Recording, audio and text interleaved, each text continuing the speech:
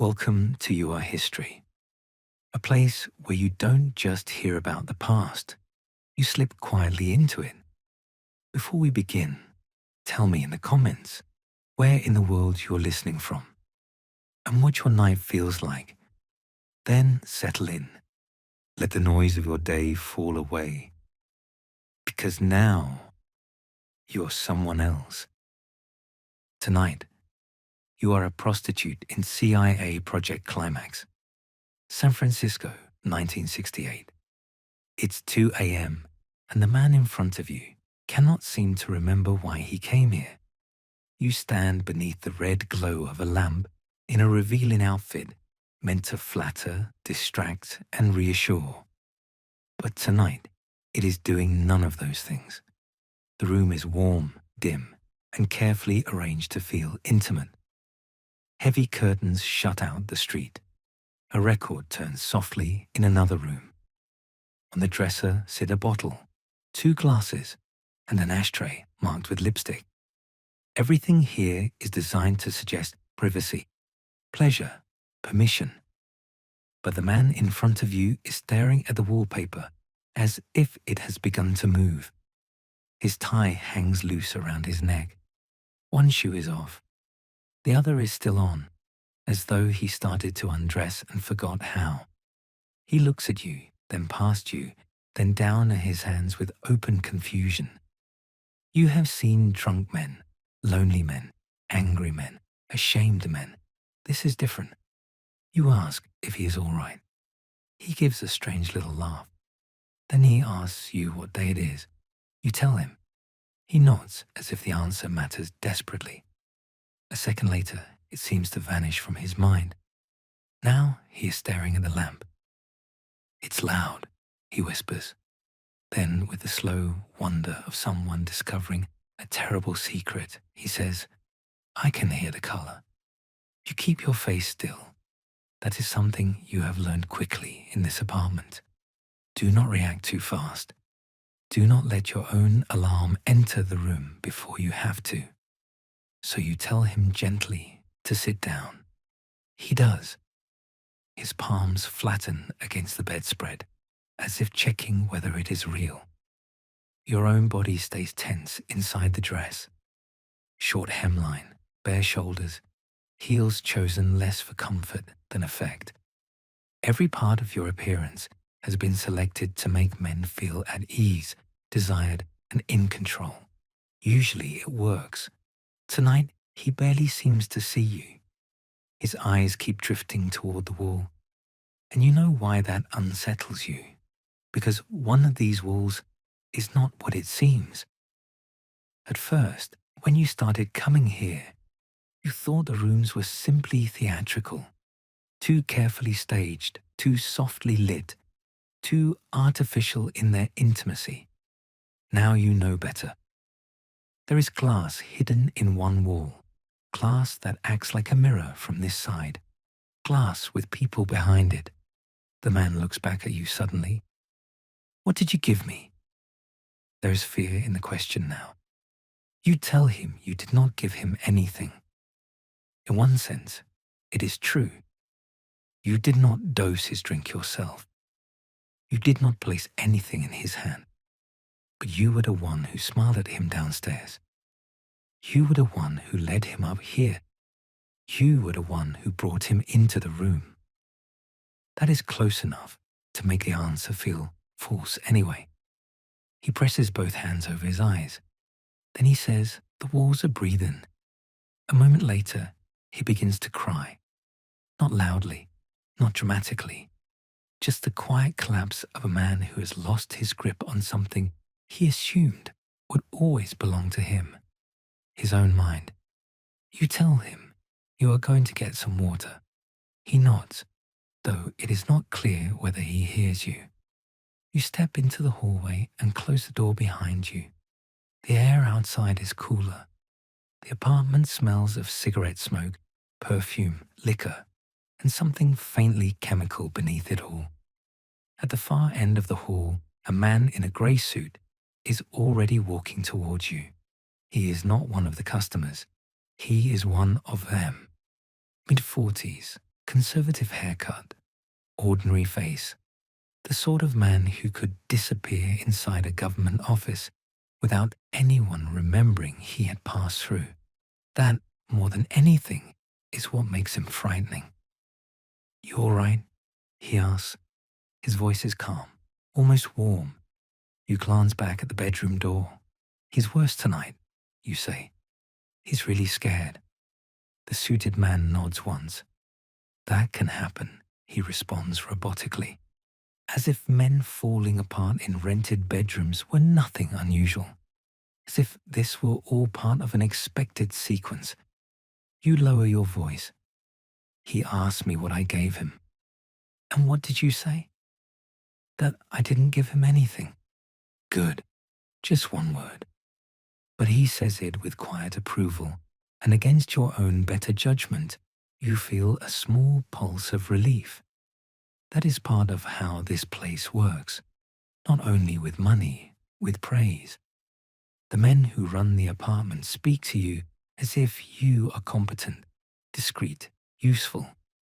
On the street, men talk to you like you are purchasable. Here, men in suits thank you for your professionalism. It is not respect, but it can feel dangerously close. Inside the bedroom, something thumps softly against the wall. You flinch. The suited man does not. "What is happening to them?" you ask. He studies your face for a moment. "Disorientation," he says. "Heightened suggestibility. Distortion of perception." The words are too polished to be spontaneous. "We're observing behavior under unusual conditions," he adds. Unusual conditions. Such a neat phrase for something so ugly. You fold your arms around yourself. "This isn't normal." "No," he says, "it isn't." Then he gestures lightly for you to follow him. He stops beside the wall of the next room. From this angle, you can see it clearly now. The mirror. Except it is not really a mirror. The surface is too flat, too dead. It reflects the room without reflecting anything human back. Your throat tightens. On the other side of that glass, someone is watching. Maybe several people. Maybe smoking, taking notes, timing reactions. The apartment rearranges itself in your mind all at once. The bedrooms are not bedrooms. They are observation rooms. The drinks, the soft lighting, the music, the women, the suggestion of privacy, all of it has been assembled for a purpose. The whole place is a trap dressed like a fantasy. "How many people are back there?" you ask. The man gives a small, unreadable smile. "Enough." Behind the bedroom door, the man is still crying. The suited man says, "Stay with him a little longer." Not quite an order. That is another one of their skills. They almost never order. They phrase things so that obedience feels like cooperation. "He's scared," you say. "Yes." "That doesn't bother you." His face cools, just slightly. "What bothers me," he says carefully, "is not understanding things that may matter very much. The sentence is broad enough to hide anything inside it. National security, behavioral science, control. Big ideas stretched over small cruelties." Then his tone softens again. "You're helping us observe what we otherwise couldn't observe. Helping us. Not being used by us. Helping. And that is how they keep girls like you here. Not only with money, with recognition. The money is better than street work. There is food in the kitchen. The place is cleaner than most. The men in charge are strange, but they are not pimps in the ordinary way. Instead, they do something colder. They make you feel selected. "You're one of our best," he says. The words land exactly where they are meant to, because part of you wants them.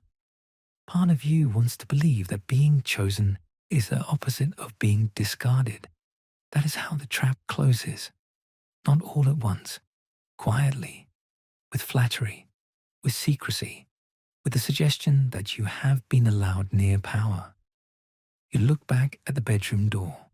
For one moment, you consider leaving, past the kitchen, past the front room, down the stairs, and into the San Francisco night, out to the cool air and the headlights and the relief of becoming anonymous again.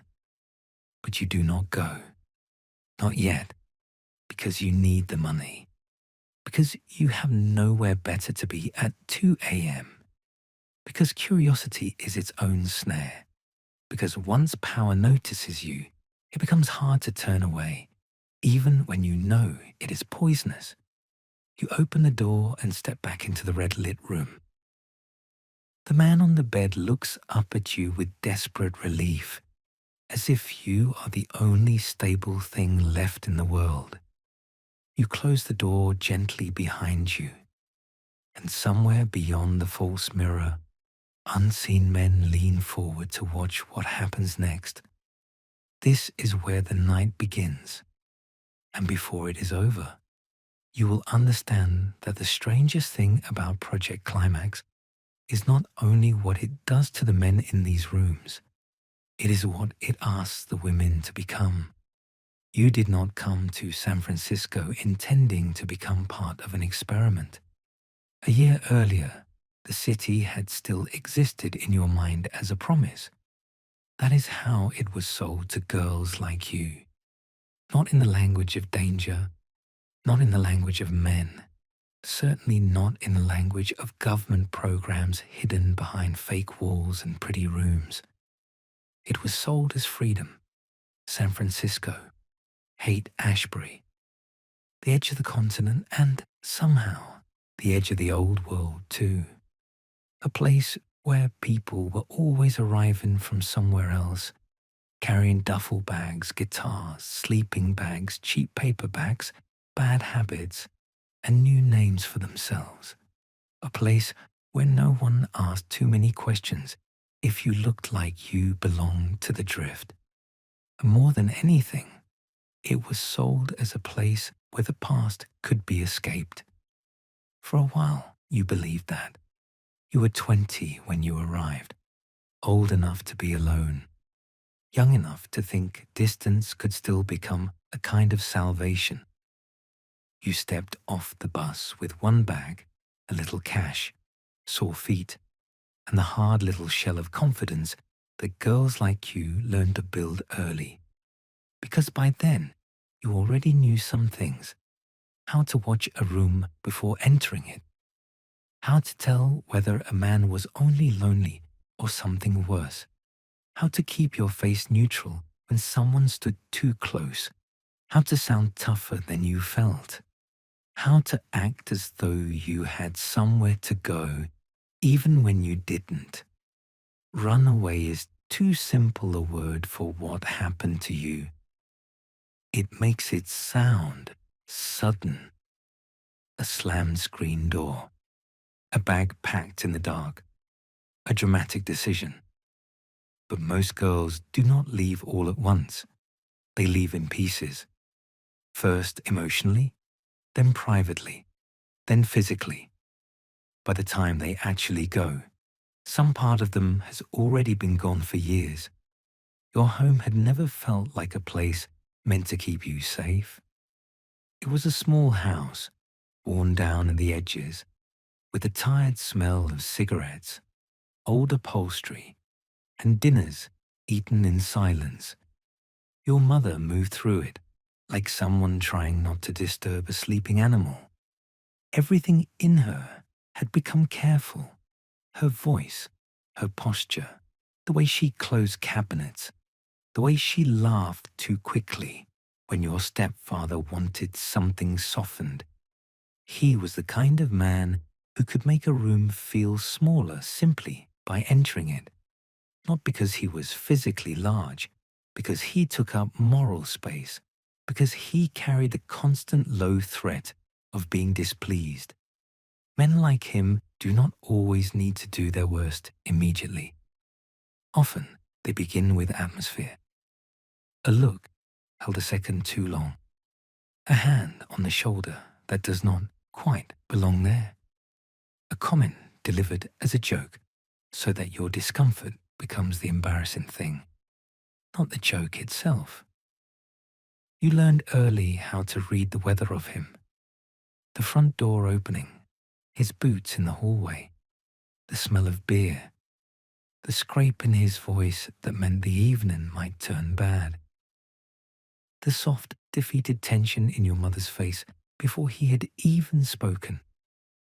And then there was the other thing, the thing you never fully named, even inside your own head, the slow, sickening realization that as you got older, he was beginning to look at you differently, not as a daughter, not even as a nuisance, as something becoming female in a house where that felt dangerous. Nothing isolates a girl faster than becoming visible in the wrong way. After that, your body stops feeling like a neutral fact. It becomes a liability, a beacon, a thing that can draw attention, even when you try to disappear inside baggy sweaters and lowered eyes. You learn to make yourself smaller, to move quickly through rooms, to avoid being cornered in kitchens, to stand with your back to walls, to sleep lightly. By the time other girls were daydreaming about crushes and lipstick and dances, you had already begun to understand something far grimmer. That men's desire and men's kindness were often not the same thing at all. Sometimes they barely seemed related, so you started staying out later, then later still, a friend's couch, a ride with someone who said he understood, a night on a floor in a house full of strangers and music and unwashed blankets, long walks with nowhere to be, diners after midnight where the coffee was terrible but cheap, and no one asked why you looked exhausted. Adults like to talk about girls going bad as though it is vanity or rebellion, as though ruin begins with appetite. More often, it begins with wanting to be somewhere else, wanting air, wanting distance, wanting one room in the world where your own body does not feel like a problem someone else is waiting to solve. By the time you finally left for good, the decision hardly felt dramatic. It felt overdue. California shimmered in your imagination long before it became real. Not the whole state, just the pieces people talked about, the coast, the music, the young people with flowers in their hair and opinions about war and freedom and consciousness. The idea that out west a girl could become new if she traveled far enough and refused to look back. And when you first arrived in San Francisco, it almost seemed true. The city was all angles and fog and painted houses stacked against the hills. Streetcars rattled past storefronts plastered with posters for bands and protests and happenings. Music drifted from open windows. The sidewalks smelled of incense, cigarette smoke, wet pavement, patchouli, coffee, bodies that had gone a day too long without bathing, and the sweet burnt edge of marijuana. Everywhere, young people talked as though history itself were cracking open. No more old rules, no more old lies, no more shame, no more war, no more ownership, no more narrow lives passed down from parent to child like inherited weakness. There was something intoxicating in that atmosphere, even if you were not taking anything at all. For the first few weeks, the city feels almost tender. No one knows your stepfather's name. No one knows what your mother looked like staring at the sink. No one calls you by the name that belongs to the old house. You can drift, blend, reinvent. But cities built on fantasy can be especially cruel to people with nowhere stable to sleep, because reinvention is easier if you have money. If not, the dream begins to fray almost immediately. A room costs money. Food costs money. A locked door costs money. The luxury of saying no costs money. And men are always around girls who look young, alone, and newly arrived. Some are smiling, some are spiritual, some talk about art, revolution, cosmic love, expanded consciousness.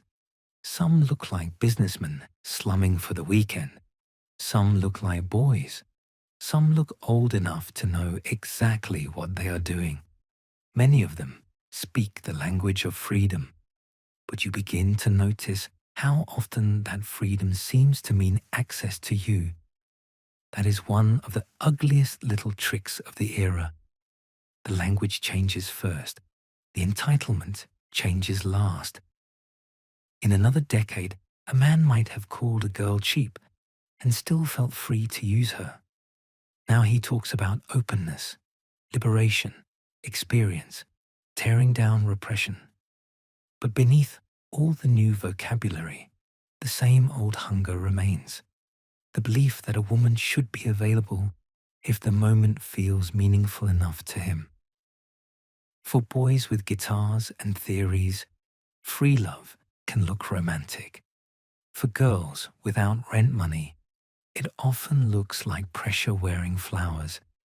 You begin understanding the city quickly, which men want to rescue you because they enjoy debt, which offer food but expect gratitude in flesh, which apartments are dangerous, which are merely depressing, which are crowded enough to be survivable for a night, which smiles belong to men who will turn cold the instant they hear the word no.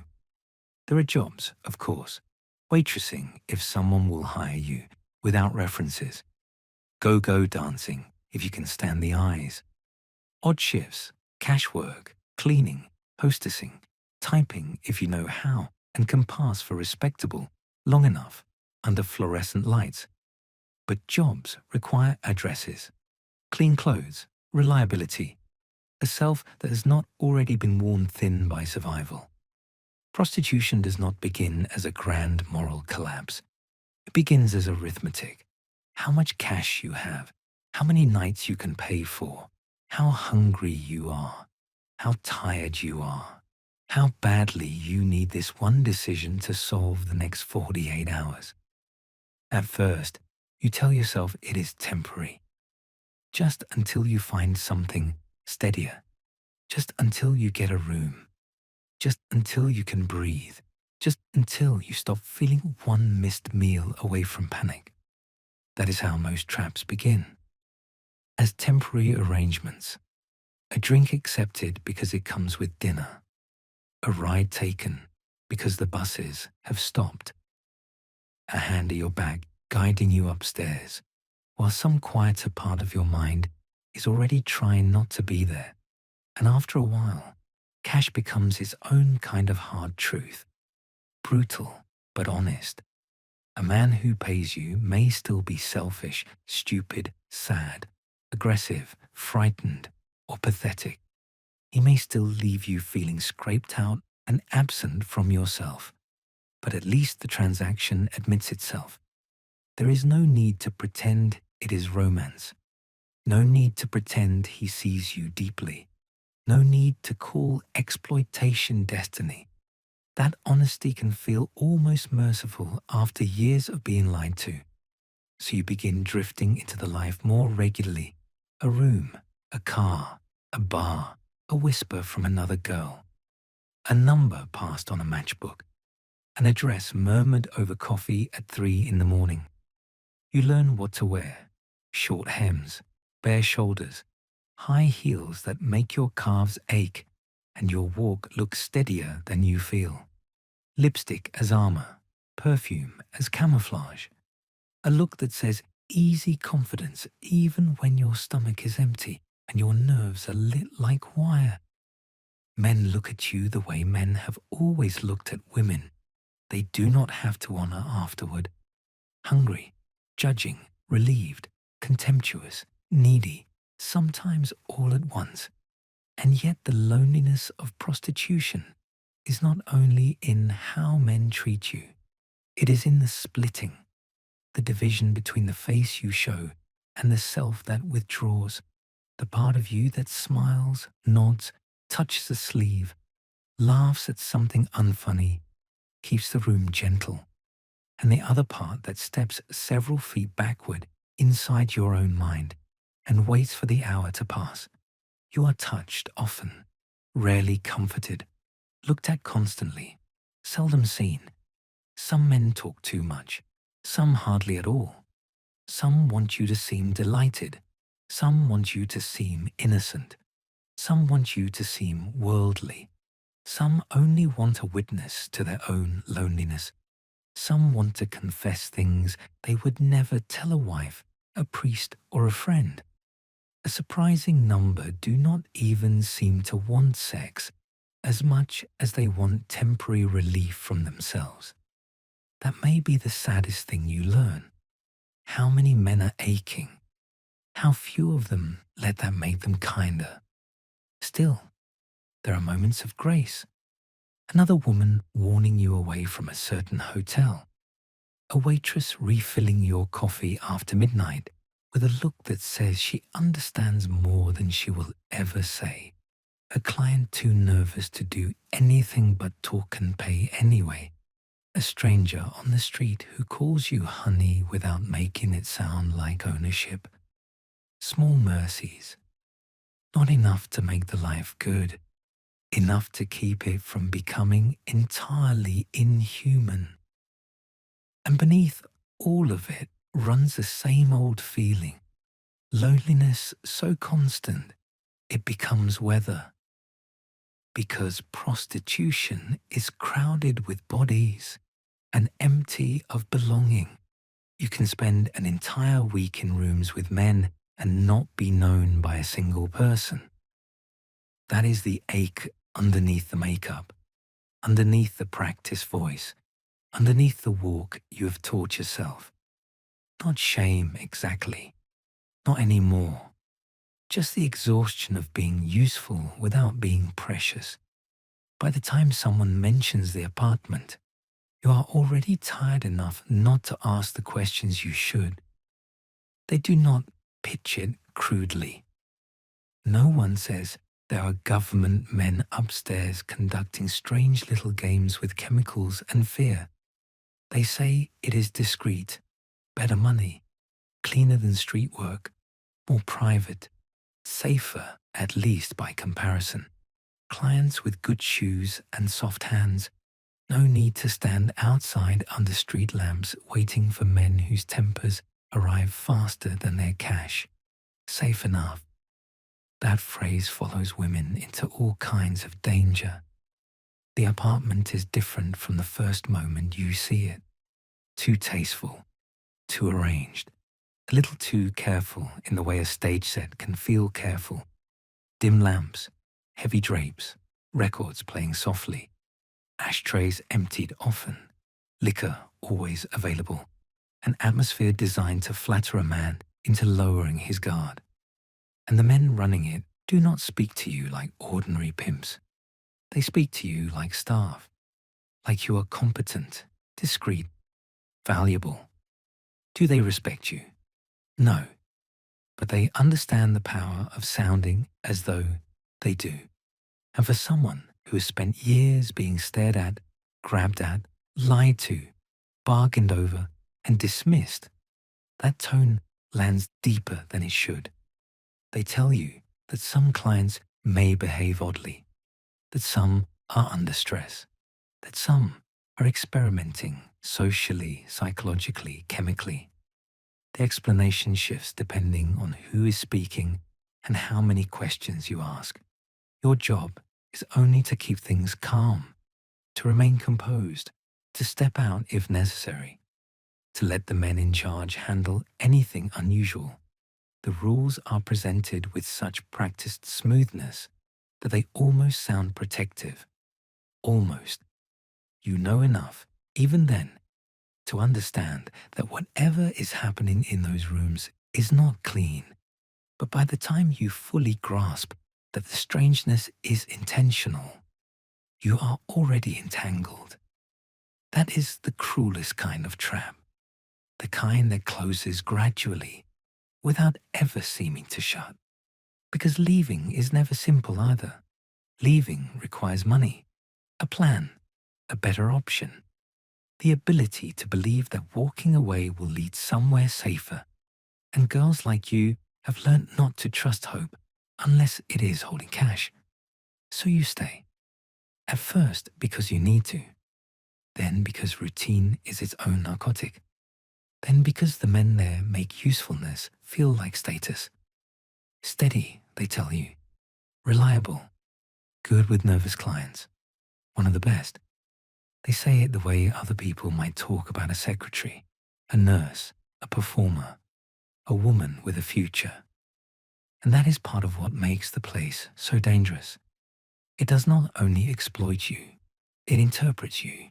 It takes your loneliness, your adaptability, your practiced composure, your ability to read men and regulate a room, and feeds those qualities back to you as if they are gifts being recognized rather than survival skills being harvested. By the time the mirror reveals itself, by the time you understand the apartment is not merely strange but designed, some part of you already knows the deeper truth. The men in those rooms are not the only ones being tested. You are learning too. What you can witness, what you can ignore, what flattery can make tolerable, how much poison becomes bearable when it is handed to you in the language of importance. And that, perhaps, is the loneliest lesson of all. Because once you understand that, the city itself begins to look different. The painted houses, the incense smoke, the music drifting through open windows, the boys preaching freedom on street corners, the men in suits whispering about research and behavior and national importance. All of them want something. And somewhere beneath the flowers, the fog, and the beautiful language of liberation, you begin to understand how often the same old machinery survives by simply changing its clothes. Not every man collapses softly. That is something else you learn. Some men cry, some confess. Some drift so far inward they seem to forget the room, the night, even their own names. But once in a while, the fear curdles into something sharper. One night, a man arrives in a navy blazer with a neat haircut and the clipped, controlled manner of someone used to being obeyed without raising his voice. He is polite, too polite, perhaps, the kind of politeness that feels less like kindness than discipline. At first, nothing seems unusual. He loosens his tie, accepts the drink, glances around the room with mild appreciation, sits on the edge of the bed and asks you where you are from, though he does not seem especially interested in the answer. Then little by little, something changes. His attention begins snagging on odd details. The lamp, the curtains, the record player in the next room, the water stain near the baseboard. You can almost see his mind catching on the world like cloth on a nail. You've moved things, he says suddenly. You tell him nothing has been moved. He looks at you too hard. Yes, he says, you have. You keep your voice soft. Tell him maybe he is tired, maybe he should sit down. Instead, he stands. The room seems to shrink around him. He walks to the dresser and touches the bottle, then the glasses, then the ashtray with one cautious fingertip, as if confirming they are real. You have seen this before, the uncertainty, the warped attention. But then he turns and asks, in a flat voice that empties the room of air, "Who else is here?" You tell him no one. Wrong answer. You know it as soon as it leaves your mouth. He crosses the room too quickly. Not toward the mirror, toward you. His hand closes around your upper arm with shocking force. For 1 second, You are too startled even to move. His face is close now, eyes wide and glittering, pupils blown open so dark they seem to swallow him from the inside. "You're lying to me?" he says. The grip tightens. You smell liquor, sweat, and something sour and chemical coming off his skin. You tell him quietly to let go. He does not. Instead, he pulls you closer, studying your face with frantic concentration, as if another face might appear beneath it if he stares hard enough. "What did you do?" he whispers. Then louder. "What did you do to me?" You try to twist free. That is when he shoves you. Not hard enough to send you flying across the room. Hard enough that you stumble backward into the dresser and hear glass jump in its tray. The lamp wobbles. One of the glasses tips and rolls, hitting the floor with a sharp little crack.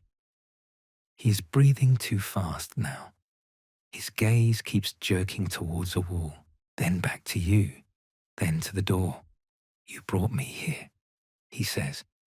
You say his name, whatever name he gave downstairs, and try to make your voice a rope he can hold onto. It does nothing. He lunges again, and this time the fear goes clean and white inside you. Not abstract fear, not moral unease, not the distant queasiness you have learned to live with in this apartment. Animal fear. You twist out of his reach, one heel skidding on the rug, and bolt for the door. He catches the back of your dress, and for one sickening second, you think he has you.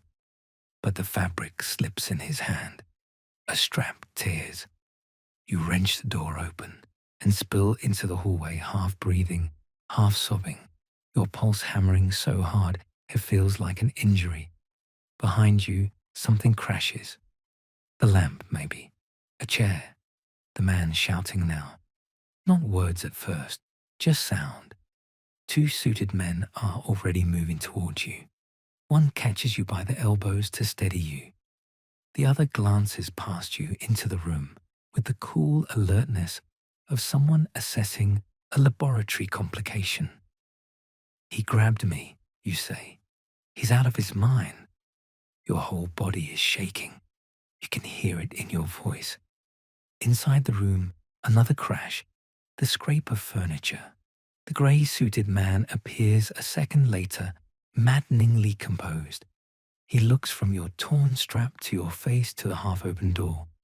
Then he says, in that same controlled tone, he's frightened. You stare at him. The sentence is so inadequate that for a moment it does not even register. "He could have hurt me." "He's disoriented," the man says. "If we go in now, we may escalate him." Another thud from inside.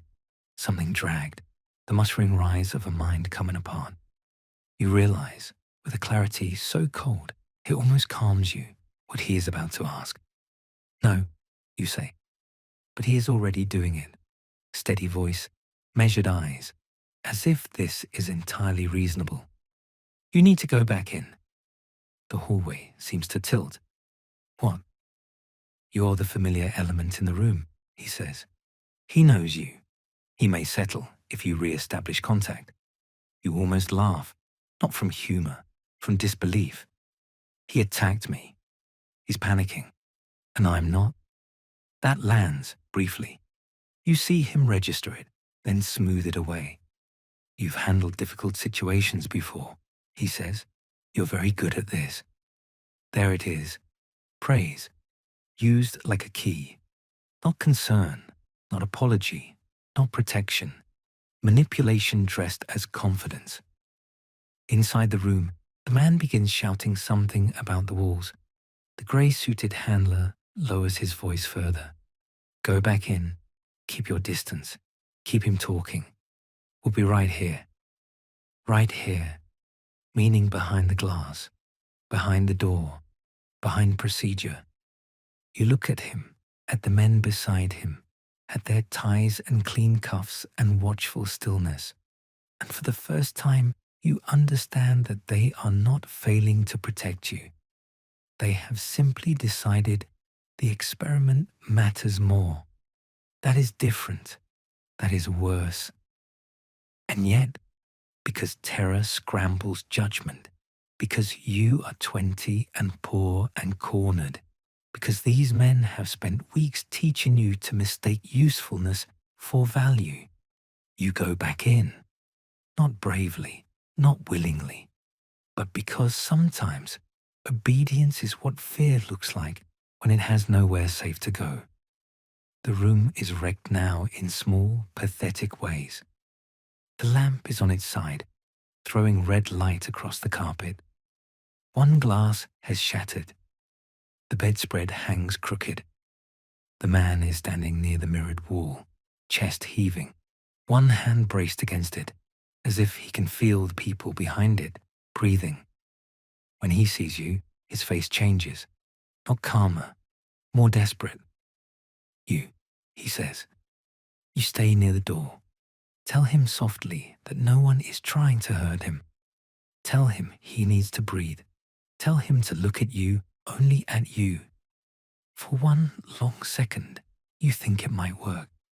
Then he says, with terrible certainty, "They're watching." The words seem to pass through the whole room. You do not answer.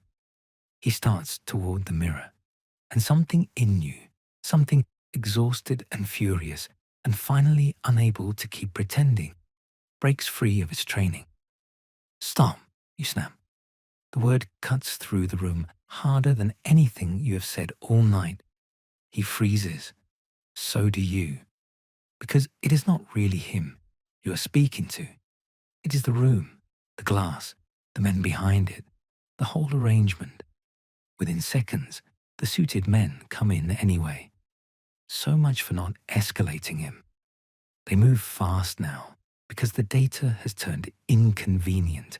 Hands on shoulders, firm voices, a body redirected.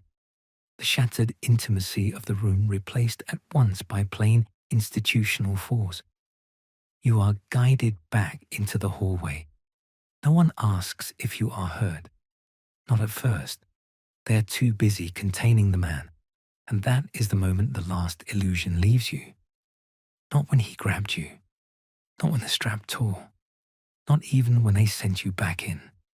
Now, when the handlers finally step through the door and you see how quickly they abandon the fantasy once it stops serving them. No charm, no seduction, no soft lamp glow, no suggestion that this is a night of pleasure gone oddly wrong. Just control, just men managing a subject. And you understand, with humiliating completeness, that the entire apartment is a costume. The women, the music, the liquor, the dresses, the compliments, the privacy, all of it. A stage set built around the study of fear. After that night, something in the apartment changes for you. Not the rooms themselves. The red lamps still glow. The records still turn. The drinks still appear as if by ritual. The curtains still keep the city out. But the spell is gone. Before, you had still been living inside a blur of compromise. Money, fear, praise, survival, all pressed together so tightly that you could almost mistake endurance for consent. Now the structure stands exposed. The men behind the mirror are not curious in any innocent way. The men in the hallway are not protecting anyone, and you are not a clever girl earning good money in a strange, controlled corner of the city.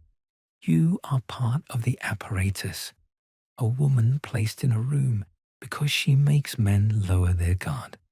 A body used to open a door in the mind. A soft voice inserted into confusion so that fear can be measured more carefully. That understanding does not make you leave immediately. It should. You know it should. But by then, you also know the more humiliating truth, that knowledge does not free people as quickly as outsiders like to imagine. Rent still exists. Hunger still exists. The night still arrives. Money still changes hands. And once a person has been folded into a system, even a monstrous one, climbing back out requires more than outrage. It requires somewhere to go. So you stay a little longer, not because you trust them now, not because you believe them, not because the work has somehow become cleaner. You stay because leaving any life, even a poisoned one, always costs more than it seems to from the outside. But after that night, you begin watching them more carefully. The handlers, the men with the measured voices and professional shoes, the way they step in only when a subject becomes difficult to manage, the way they speak to you afterward, always calm, always reassuring, always phrasing danger as inconvenience and trauma as procedure. One of them tells you the violent man was an outlier.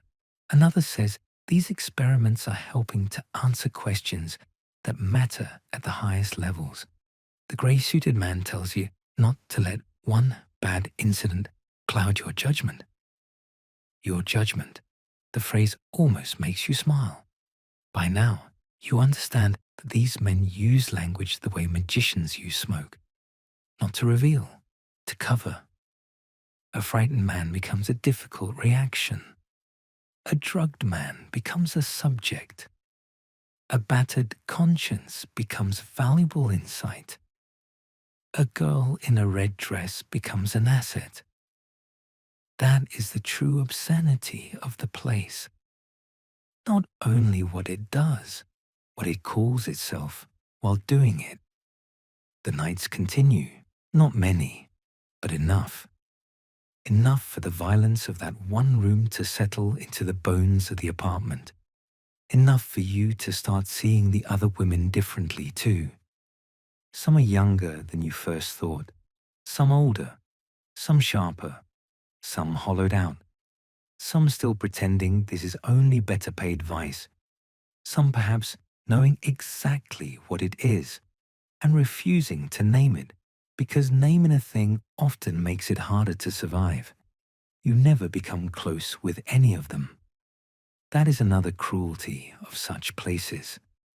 They keep everyone near each other and no one truly together. A woman comes out of one room adjusting an earring. Another lights a cigarette in the kitchen.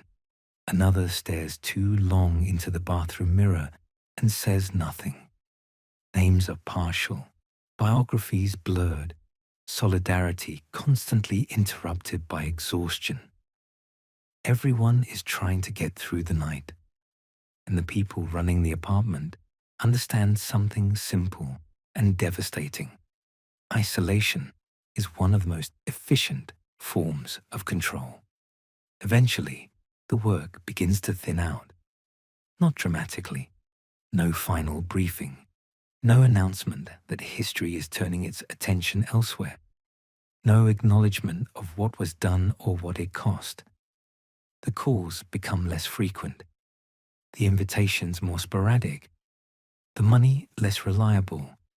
The men in suits harder to reach. One night the apartment is open. Another night the curtains stay drawn, but no one answers. A week later, someone tells you the setup has shifted. Different people, different arrangements, maybe another address, maybe another city, maybe nowhere you will ever be told about. That is how power leaves people. Not with explanation, with silence. So you leave San Francisco the way many girls leave many places, without ceremony, without justice, without enough money, without the satisfying drama that other people like to imagine accompanies escape. Another bus, another room, another city. You are still a prostitute, just not theirs anymore.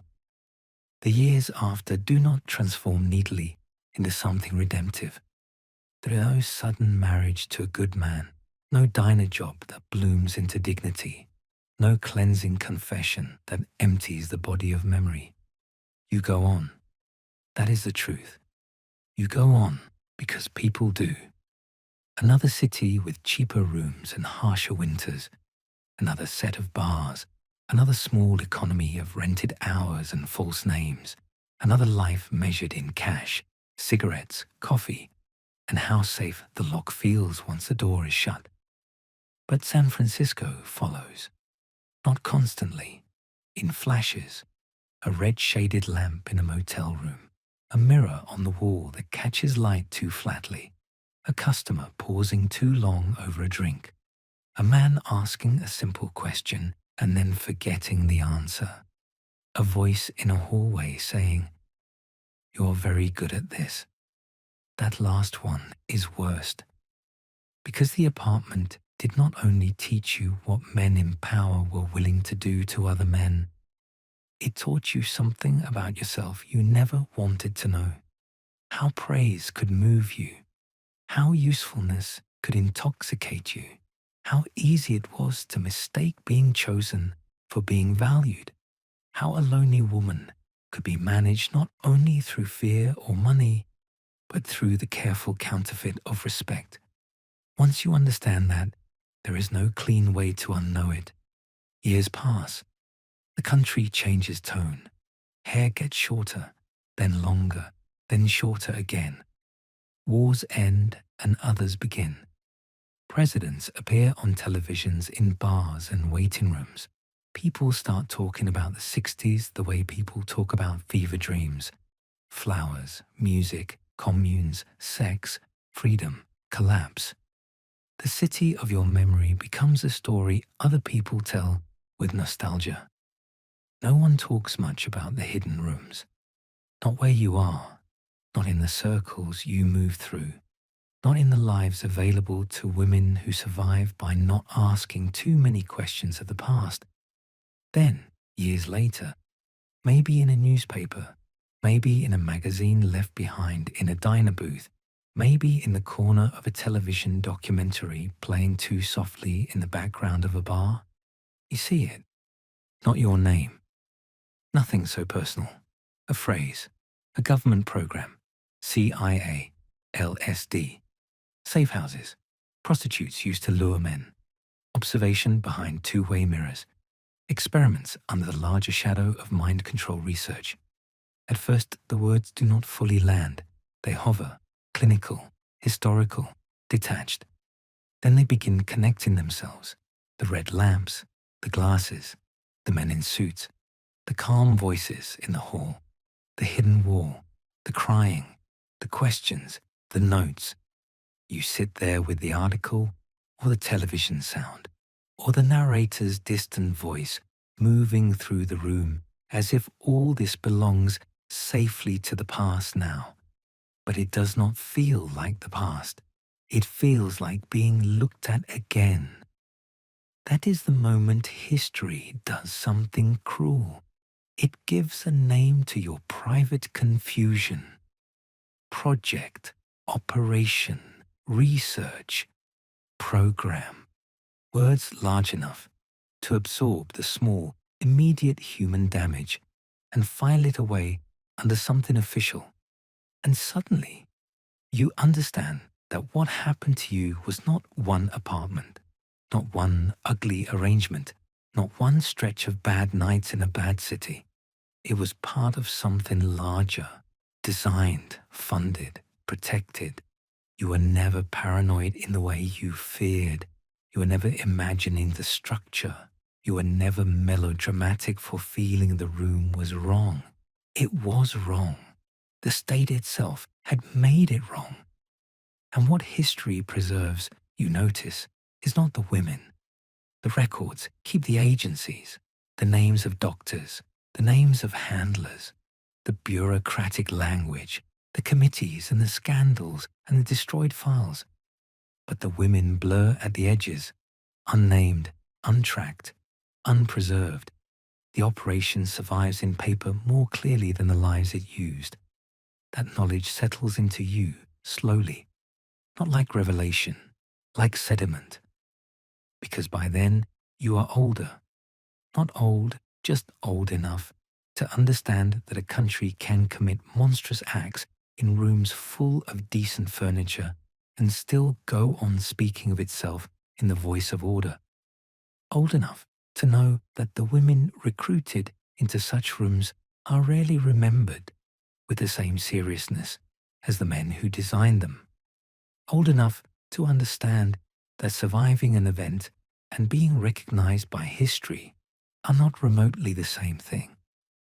And yet the article or the broadcast or the passing mention in a piece about covert experiments gives you one thing you did not have before: confirmation. You were there, not in the official record, not as a proper witness anyone will call, but in yourself. You remember. That matters, even if it changes nothing, especially if it changes nothing, because the saddest truths often arrive too late to be useful. Still, after that, the mirror becomes clearer in your mind. Not less painful, just more legible.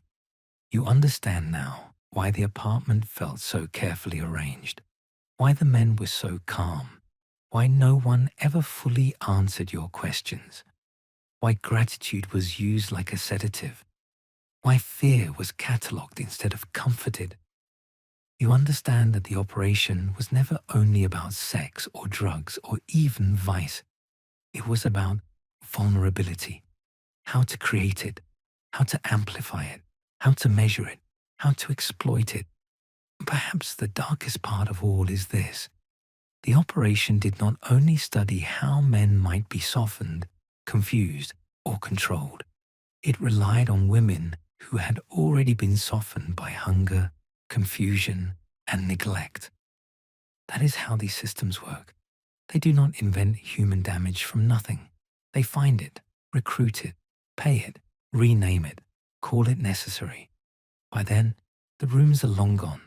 The handlers have retired or disappeared into other offices and other secrets. The records have been boxed, shredded, denied, exposed, and disputed in the bureaucratic language of a country embarrassed only after the fact. But your life did not end when the program did. It just kept going. Another rented room, another city, another morning. And that, in some ways, is bleakest of all.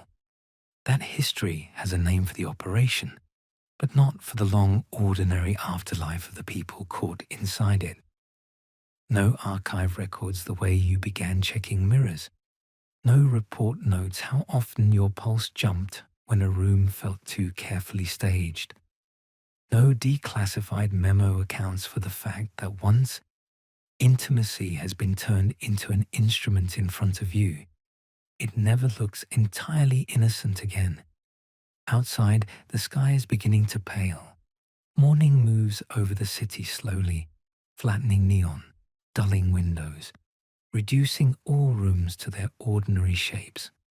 You sit in a rented room in another place, years after San Francisco, with a cigarette burning low and a newspaper folded beside you, or the echo of some television voice still moving faintly through your head.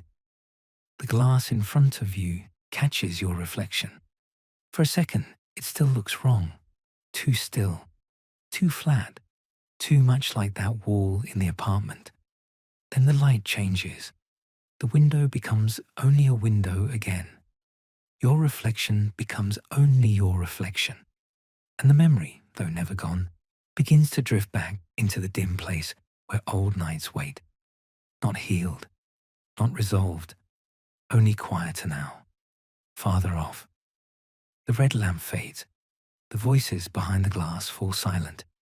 The hallway empties. The record reaches its end. And somewhere, in the deep filing cabinets of history, the operation remains preserved more carefully than the women who passed through it. But here, in the soft arrival of morning, even that old room begins to lose its edges.